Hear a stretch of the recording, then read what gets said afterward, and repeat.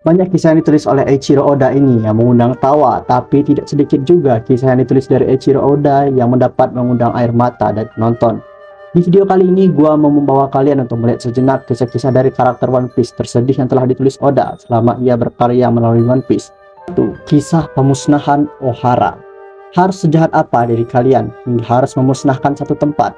Ya, kalian nggak salah dengar, satu tempat. Hanya karena tempat itu tahu sejarah dunia yang harusnya tidak boleh diketahui. Konyol bukan? Hal itulah yang dirasakan oleh Nico Robin. Mulai dari ibu, guru, orang-orang terdekatnya mati dibunuh secara sadis oleh orang pemerintah dunia. Hanya karena apa? Hanya karena tahu sedikit tentang sejarah dunia yang berusaha disembunyikan oleh para Gorosei agar tidak diketahui oleh masyarakat umum. When you're feeling down, just laugh. There ain't nothing a good laugh can't fix. It seems awfully silly to laugh when you're sad. Don't knock it till you try it. Get it, get it.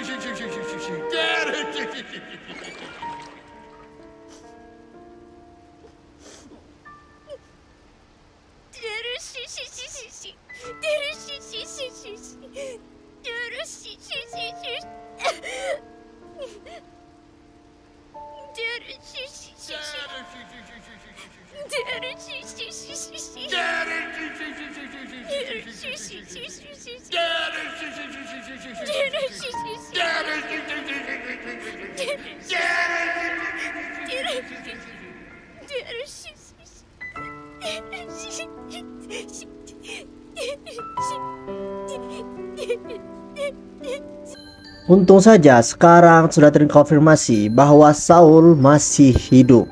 Dan dia sekarang merupakan orang yang telah mengumpulkan buku-buku yang sudah dibakar di Ohara sebelumnya. Ya, hal ini juga bisa mengobati rasa sakit hati gua saat gua melihat scene di mana Nico Robin tempat tinggalnya dibakar oleh pemerintah dunia. Ya, setidaknya karena tahu kalau Saul masih hidup, gua sedikit lega lah. 2. Backstory Chopper. Chopper awalnya hanyalah seekor rusa kutub biasa yang tanpa sengaja memakan buah iblis Hito-Hitonomi yang merubah dirinya menjadi manusia. Lebih tepatnya mengubah Chopper hingga bisa berpikir layaknya manusia. Karena keanehannya ini, ia pun dijauhi oleh masyarakat Drum Island yang menganggap bahwa Chopper adalah makhluk yang aneh. Tetapi tidak dengan Dr. Hiluluk. Dr. Hiluluk malah dengan senang hati menampung Chopper, mulai dari merawatnya, menyembuhkan luka-lukanya hingga mengajari Chopper sedikit tentang ilmu medis. Tapi sialnya ia mengajari Chopper tentang tanda racun yang Chopper kira adalah obat penyakit, tetapi malah merupakan tanda dari racun. Hal ini membuat penyakit Dr. Hiluluk semakin parah dan pada akhirnya hal inilah yang menyebabkan nyawanya terenggut. Tetapi hal yang paling memorable menurut gua dari Dr. Hiluluk ini adalah pidatonya sebelum dia meninggal dunia. ドクターヒルルク。なぜここへ。守備隊構え。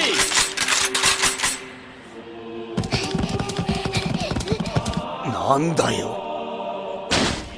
よかった。病人はいねえのか。オラはてっきり国の一大事かと。なんだ。俺が騙されただけか。は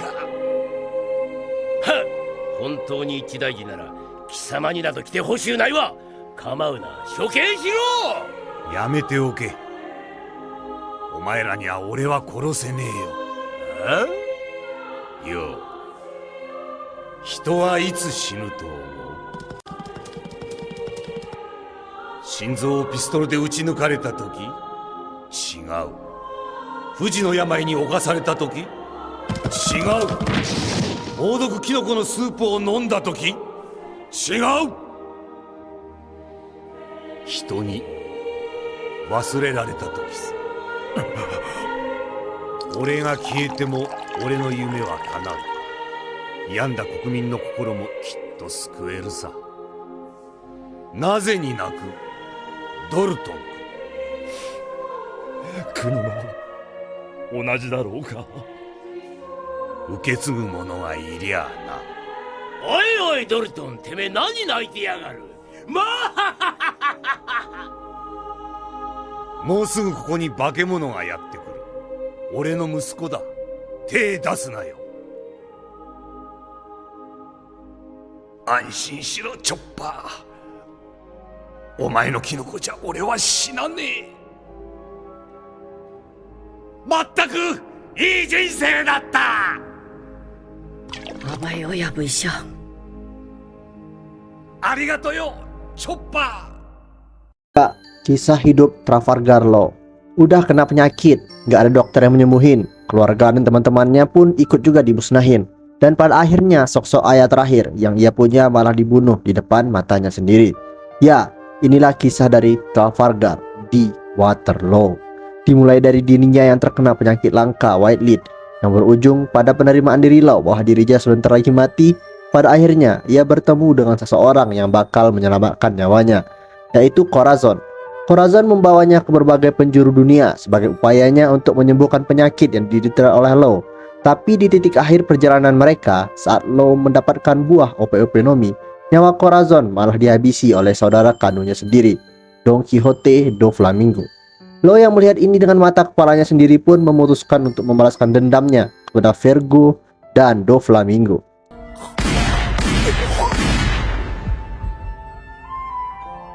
Mau ipin言ってみろ。誰がモンスターだ。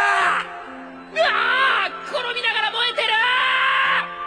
な、安眠できただろ。わかったよ。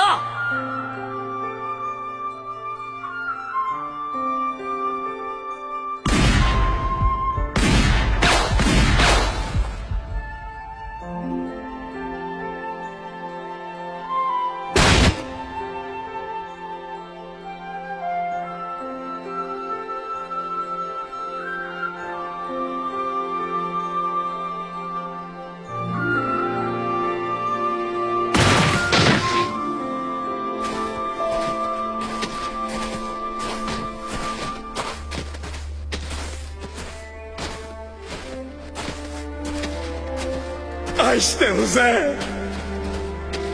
4. Rebecca dan Kyros. Kyros dulunya adalah seorang penjahat, membantai orang dalam pertarungan Corrida Colosseum. Tetapi setelah dia menjadi seorang prajurit untuk kerajaan Dressrosa yang dipimpin oleh Raja Riku, sifatnya mulai melembut. Terlebih lagi setelah ia ditugaskan sebagai penjaga pribadi Charlotte. Hal ini pun membuat cinta mulai tumbuh di antara mereka. Hingga di kemudian hari mereka pun menikah dan dianugerahi seorang putri bernama Rebecca. Tetapi kebahagiaan ini tidak berlangsung lama, dikarenakan kerajaan Dressrosa yang mulai diambil alih oleh do Flamingo, yang menyebabkan ia harus berpisah dengan istri dan anaknya. Tetapi apalah daya Kyros yang berusaha menyelamatkan Raja Riku, pada akhirnya pun diubah menjadi sebuah mainan oleh kekuatan Sugar. Saat Kyros diubah menjadi boneka oleh kekuatan Sugar, ini membuat setiap orang yang memiliki memori tentang dirinya benar-benar melupakan dirinya. Yang lebih menyedihkan lagi ialah ia melihat istrinya sendiri mati di depan matanya, tetapi di saat terakhir istrinya malah tidak mengingat satu momen pun kebersamaan mereka.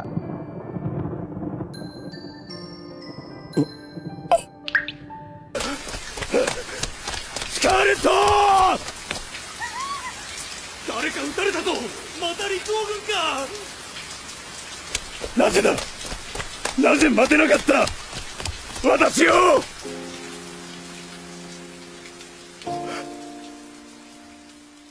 そうか。君の中からも私は消えたのか。約束も思い出も。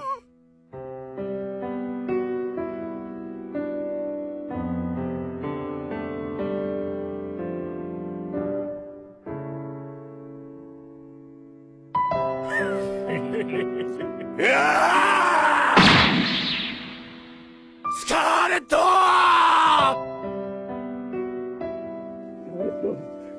しっかりしろ！スカーレット！スカーレット！スカーレット！しっかりしろ！どなたかは存じませんが、娘がお腹を空かせて待ってます。どうか。私だ！キロスだ！どうか。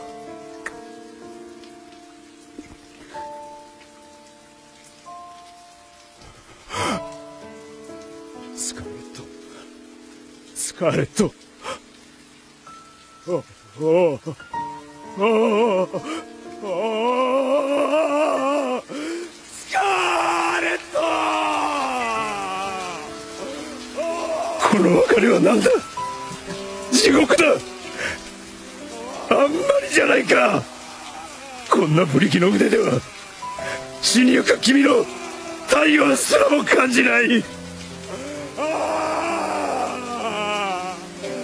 カーレット。 5. Kisah Senor Pink. Ya, di kubu yang berbeda dengan kisah tragis yang sama. Bermula dari Senor Pink muda yang bertemu istrinya di saat hujan. Kisah cinta pun tumbuh di antara mereka hingga dikaruniai seorang anak yang bernama Gimlet. Tetapi saat anak mereka sedang demam, Senor Pink tidak ada untuk mereka, yang menyebabkan meninggalnya anak mereka. Ini menyebabkan pertengkaran hebat antara Senor Pink dan Lucian, dikarenakan Lucian ternyata sudah tahu bahwa selama ini Senor Pink menyembunyikan pekerjaan aslinya sebagai anggota keluarga Doflamingo. Ini pun membuat Lucian lari dari rumah mereka di kala hujan, sehingga ia pun terjebak longsor yang menyebabkan dirinya masuk ke suatu kondisi vegetatif. Hingga suatu hari, Senor Pink menggunakan baju yang dulu digunakan anak mereka untuk menjenguk istrinya, dan ajaibnya istrinya mulai tersenyum lagi. Senyum yang dulu sudah lama hilang semenjak kecelakaan itu. Dan hingga saat ini Senor Pink menggunakan pakaian itu sebagai penghibur buat istrinya yang tidak pernah tersadar lagi dari komanya.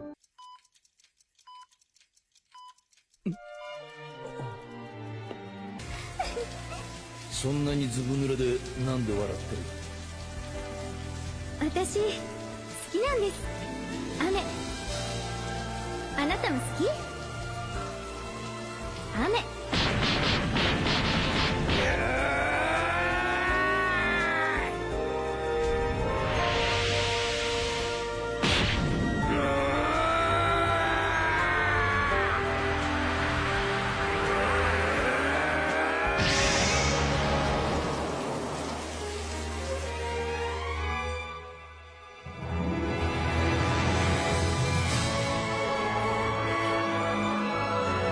君の好きだった雨が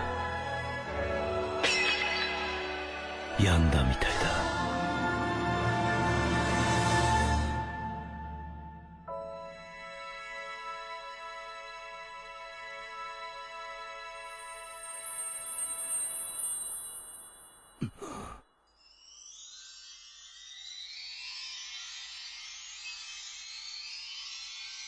あなた。